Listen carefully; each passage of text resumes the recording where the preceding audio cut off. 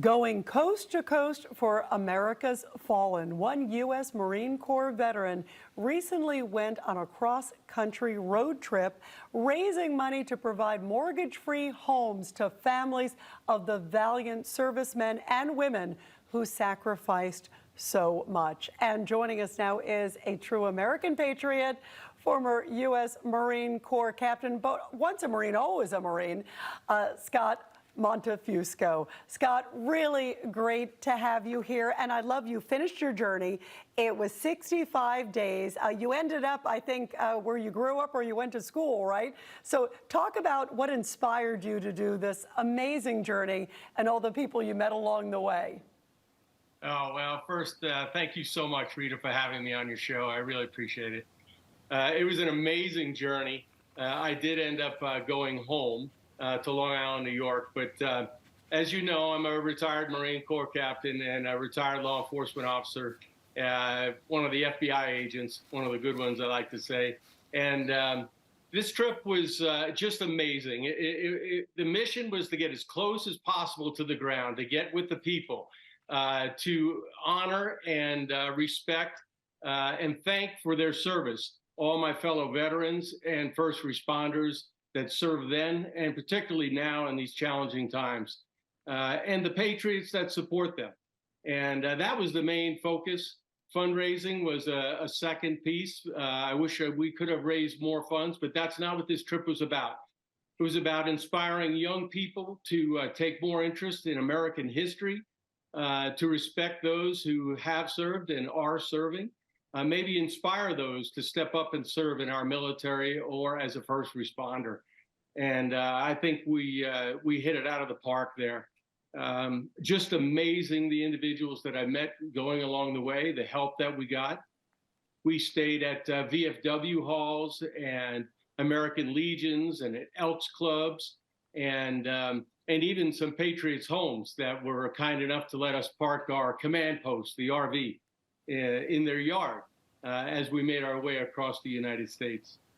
And you know, Scott, you restored, what was it, a 1952 Korean War Jeep. It's very neat. I was looking at it, and I'm a fan of these kind of things. What was the reaction to? And do you think it reminded people? Because we just passed, as you know, the anniversary of 9/11. And you talked about making sure young people, my fear is always, I think about people who were born even after 9/11, not understanding what happened that day and the sacrifice of what happened on 9/11, what happened, of course, during the Korean War, Vietnam, Iraq, Afghanistan, World War II. There's so many of these wars that you think about. Do you think this generation understands it?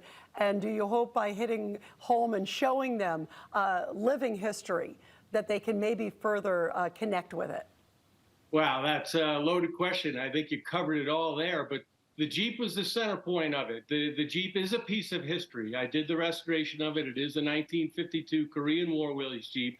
And that was the centerpiece of it. Again, it ties in history, American history. My dad was a Korean War veteran, and it attracts a lot of attention.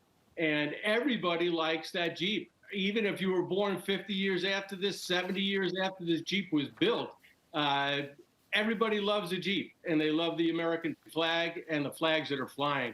9/11, I lost 3 of my classmates in the towers.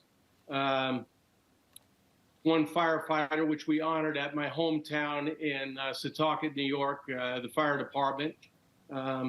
And we got to talk about 9/11, not only because it was my hometown and I lost high school friends in the towers, and I lost my FBI classmate to post 9/11 illness. So I got to talk about that with the young folks. I do think that this was all part of the education of our youth, and also about raising awareness for the Tunnel to Towers Foundation, which does so much for our Gold Star families, first responders, and military who have died in line of duty. Absolutely. So it was a fantastic trip. Yeah, and that organization is so great. By the way, thank you for your service. Thank you for your dad's service. And Scott, I like the hat, too. It's very nice. So do I. It's my favorite station. I wanted to send out a Semper Fi to Lieutenant Colonel Greg Kelly.